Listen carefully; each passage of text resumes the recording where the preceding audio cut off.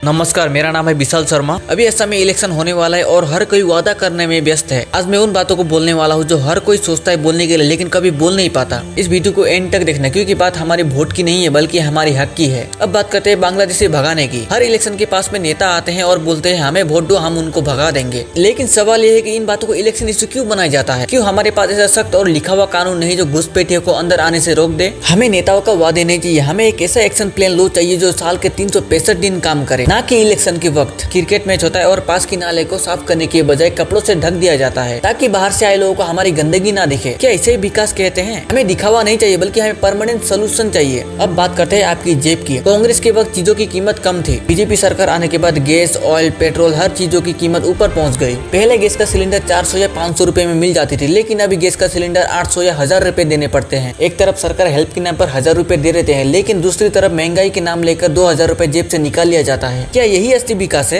एक तरफ एजुकेशन के नाम पे गुणोत्सव लाया गया। 1-2 दिन तक गुणोत्सव के नाम लेकर सरकारी स्कूल ऐसे चमकते हैं जैसे एजुकेशन सिस्टम पूरी तरीके से बदल दिया गया हो, और गुणोत्सव खत्म होने के बाद सरकारी स्कूल फिर से उसी हालत में चली जाती है। चीन जैसा देश डेवलप क्यों है पता है? क्योंकि वहाँ एजुकेशन एक सिस्टम है बल्कि फेस्टिवल नहीं। वहाँ स्कूल साल के 365 डेज एक ही डिसिप्लिन में चलती है। हमारी तरह 2 दिन की दिखावे के लिए नहीं। नौकरी का वादा तो होता है लेकिन एग्जाम के बाद पेपर लीक हो जाता है। जब पेपर लीक होता है तब सिर्फ एग्जाम कैंसिल नहीं होता बल्कि एक गरीब माँ बाप का सपना भी टूटता है। हमें सिर्फ बेरोजगारी का भत्ता नहीं चाहिए, हमें एक ऐसा सिस्टम चाहिए जो मेहनत करने वाले को ईमानदारी से नौकरी मिले। हमारी आवाज हमारे जुबिन दादा कहते थे कि पॉलिटिक्स नौकरी बा बंधु, पर आज उनकी मौत के बाद उनके नाम पर गंदी राजनीति हो रही है। कोई मैनिफेस्टो में जस्टिस का वादा कर रहा है तो कोई मेमोरी का। जब वो जिंदा थे और हक की बातें बोलते थे तब ये कहाँ थे? उनके नाम पर वोट मांगना हमारे लिए धोखा है। हम जो 100% टैक्स देते हैं नमकीन से लेकर पेट्रोल तक, उसका सिर्फ हमें 5 या 10% ही हमें गिफ्ट के नाम पर दिया जाता है। ये तोहफा नहीं है। चाइना ने अपने लोगों को लालच नहीं बल्कि एक सिस्टम दिया। हमसे ही पैसा लेकर हमको वापस देना, इसे विकास नहीं कहते बल्कि इसे बिजनेस कहते हैं। मेरा आपसे एक सवाल है, क्या हमारे पास ऐसा कोई नेता नहीं जो इन सारे कामों को एक साथ समेटे? क्या हमें हमेशा चुनना पड़ेगा कि एक सरकार आके सड़क बनाए और दूसरी सरकार आके महंगाई को घटा दे, कोई स्कीम लाए तो ड्रेनेज भूल जाए? हमें एक ऐसा नेता चाहिए जो हमारी सारी बातों को एक साथ लेके चले। एजुकेशन, हेल्थ, इंफ्रास्ट्रक्चर और ईमानदारी, सारी बातों को साथ में लेके चले। हम कहते हैं सरकार हमको बुड़बक बनाते हैं, लेकिन असली बुड़बक हम खुद है।